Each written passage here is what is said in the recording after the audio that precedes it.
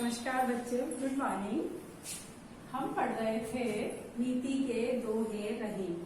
तो कल हमने रहीम दास जी का परिचय जान लिया था। आज हम पढ़ेंगे दोहे। उनके आज हम कुछ दोहे यहाँ पर पढ़ेंगे। ठीक है, मैंने डॉट डॉट करके आपके लिए बोर्ड पे लिख दिया है। ठीक है, रहीम दास जी का परिचय हम जान ही चुके हैं। अब हम इनके दोहे देखते हैं।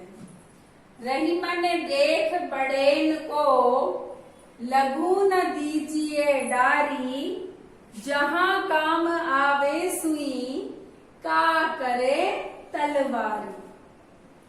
रहीम दास जी कहते हैं, अगर आपकी बड़े लोगों के साथ मित्रता हो जाती है तो छोटे लोगों को नहीं छोड़ना चाहिए, क्योंकि जहां सुई जैसी छोटी वस्तु काम में आती है वहां तलवार काम में नहीं आ सकती है। कहने का मतलब ये है कि जीवन में सबका महत्व है। जीवन में सबका महत्व अपने स्थान पर निहित है, अर्थात किसी भी वस्तु को छोटी या बड़ी नहीं समझनी चाहिए। आप दोबारा सुनिए।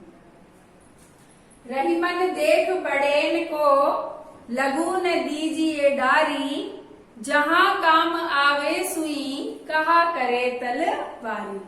रहीम दास जी कहते हैं, यदि आपकी बड़े लोगों के साथ मित्रता हो जाती है तो छोटे लोगों को नहीं छोड़ना चाहिए, क्योंकि जहां सुई काम आती है वहां तलवार काम नहीं आ सकती है। सब वस्तुओं का अपना अपना महत्व होता है, अपना महत्व निहित है। कोई भी वस्तु छोटी या बड़ी नहीं होती है, सभी क्या है, अपना महत्व रखती है। दूसरा देखते हैं। एक सादे सब सदे, सब सादे सब जाए, रहीमन मूले सींचिवो फूले अघाय।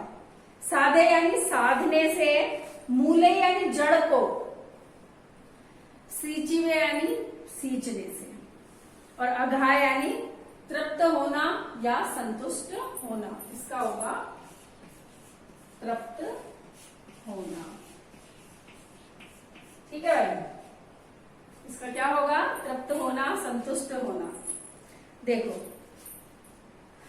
इसमें रहीम दास जी का मानना है कि मनुष्य को एक समय में अपने मूल कार्य पर ही ध्यान आकर्षित करना चाहिए।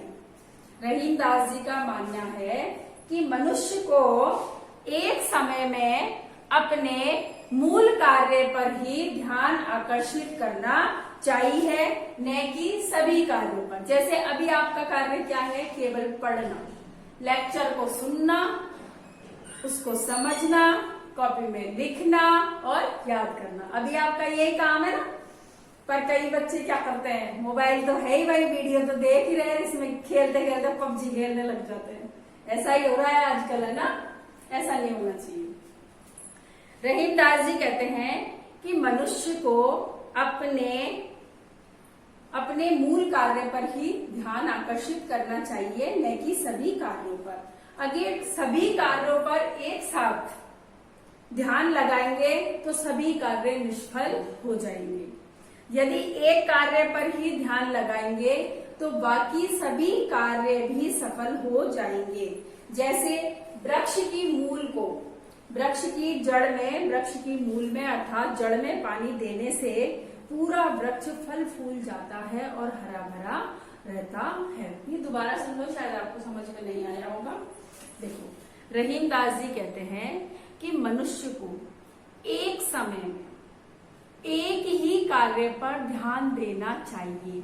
सभी कार्यों पर, सभी कामों पर ध्यान नहीं देना चाहिए। यदि एक साथ सभी कार्यों पर ध्यान देते हैं तो वे सारे कार्य निष्फल हो जाते हैं। यदि एक कार्य पर ही ध्यान दिया जाए तो बाकी सारे कार्य भी सफल हो जाते हैं। जिस प्रकार वृक्ष की मूल में अर्थात जड़ में पानी देने से जो पेड़ है वह हरा भरा रहता है और फल फलता फूलता है। उसी प्रकार मनुष्य को एक समय में एक ही कार्य करना चाहिए, एक ही कार्य कर, मतलब कहने का मतलब ये, जो भी कार्य करो उसको एक समय में एक ही कार्य पे ध्यान लगाओ। ऐसे नहीं पढ़ने बैठे हिंदी, अरे मैं पॉलिटिकल में भी आई होगी क्लास, कल पॉलिटिकल की देख लू, आधी हिंदी की देखी, आधी पॉलिटिकल की देखी, आधी हिस्ट्री की देखी, ऐसे देखोगे तो ऐसे क्या है, सारे निष्फल हो जाते हैं। ना तो ये याद हुआ ना वो याद हुआ। अगर एक बार पहले इसको ढंग से देख लो तो इसका काम फ्री, ये दिमाग में चलेगी नहीं आपके कि भाई हिंदी की भी देखनी है। अगर पॉलिटिकल की देख रहे हो तो पॉलिटिकल की, इंग्लिश की देख रहे हो तो इंग्लिश की। तो एक समय में एक ही कार्य करना चाहिए ताकि वो सफल हो सके। काज परे कछु और है, काज सरे कछु और,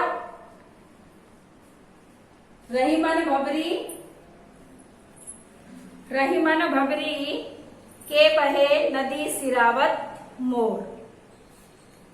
ठीक है, रहीमदास जी कहते हैं कि ये जो मनुष्य, ये जो दुनिया है वह बहुत ज्यादा स्वार्थी है। ये जो दुनिया है वह बहुत ज्यादा स्वार्थी है कि जब इसका काम होता है, जब काम होता है तब तो काम करवाने के लिए मीठा मीठा बोलते हैं और काम निकलते ही दूरी बना लेते हैं। उसी प्रकार जिस प्रकार जो दूल्हा होता है वह अपने सिर पर मोर अर्थात साफे को धारण किए हुए रहता है जब तक फेरे नहीं होते हैं, जब तक तो उसको सम्मान के साथ रखता है। लेकिन जैसे ही फेरे हो जाते हैं और वह उसको नदी में बहा देते हैं या किसी पानी में बहा देते हैं। कहने का मतलब यह है कि जब व्यक्ति का कुछ काम होता है, काम निकलवाना होता है, तब तो वह मीठा मीठा बोलता है और जब काम निकल जाता है तो दूरी बना लेता है।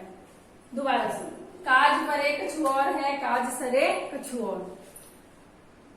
रहीमदास जी कहते हैं कि मनुष्य बहुत स्वार्थी होता है। ये संसार मतलबी संसार है।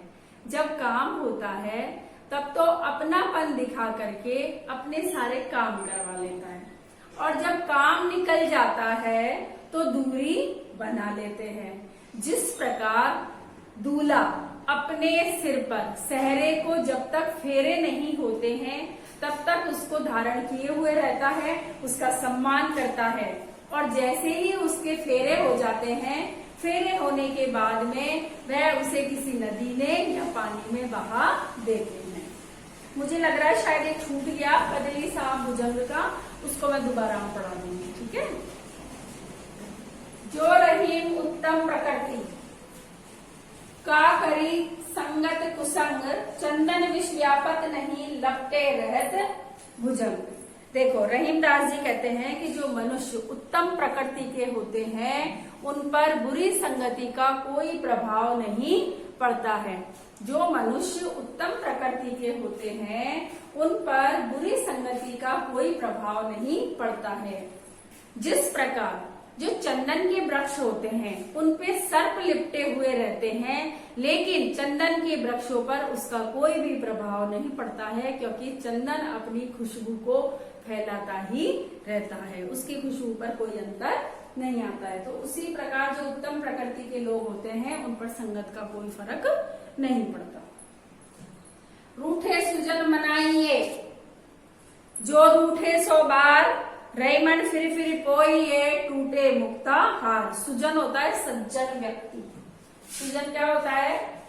सज्जन व्यक्ति।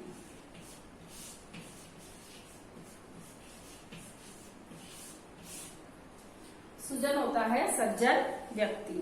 ठीक है, रहीमदास जी का रहीमदास जी का मानना है कि मनुष्य को रूठे हुए सज्जन व्यक्ति को सदैव मनाते रहना चाहिए। यदि सज्जन व्यक्ति रूठ जाता है तो उसे मना लेना चाहिए, चाहे वह 100 बार ही क्यों ना रुष्ट हो जाए, 100 बार ही क्यों ना रूठ जाए, लेकिन सज्जन व्यक्ति की सदैव महत्ता रहती है। सज्जन व्यक्ति की जो सदैव महत्ता रहती है, इसलिए उसे हमेशा मना लेना चाहिए।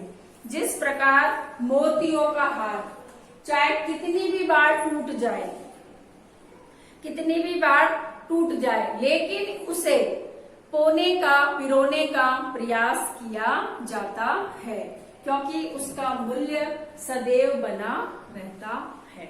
दोबारा सुनिए, रहीमदास जी कहते हैं कि जब सज्जन व्यक्ति रूठ जाए तो उन्हें मना लेना चाहिए।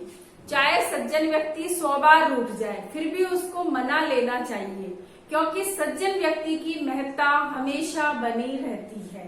जिस प्रकार मोतियों का हार टूट जाता है लेकिन फिर भी उसे पिरोने का प्रयास किया जाता है, क्योंकि उसका मूल्य सदैव बना रहता है। तो कहने का मतलब यह है कि सज्जन व्यक्ति यदि रूठ जाता है तो उसे मना लेना चाहिए। ये इसमें छोटे और बड़े की महत्व के बारे में बताया गया है।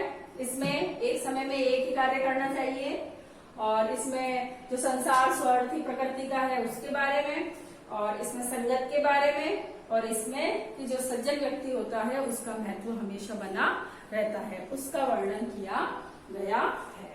अब आप क्या करेंगे, आज मैंने ये जो 5 पढ़ाए हैं इनमें से शायद एक छूट गया है, कोई बात नहीं, अगर कुछ छूट गया होगा तो वो बाद में पढ़ा देंगे। ये आपको याद करने हैं और इनकी व्याख्या करनी है। आप डायरी में नोट कर लीजिए, पाठ 3 के 1 से 5 दोहों की व्याख्या करें व याद करें। ठीक है, ये आपको करना है। यदि फिर भी कुछ समझ में नहीं आता है तो कमेंट बॉक्स में लिखना, नहीं लिख सकते हो तो डायरेक्ट कॉल भी कर लेना। ठीक है, ये आपको करना है, साथ के साथ आपको इनको याद भी करते रहना है। आज की क्लास में बस इतना ही। अगला जो बच रहा है वो अगली क्लास में हम फिर पढ़ेंगे। आज के लिए बस इतना ही।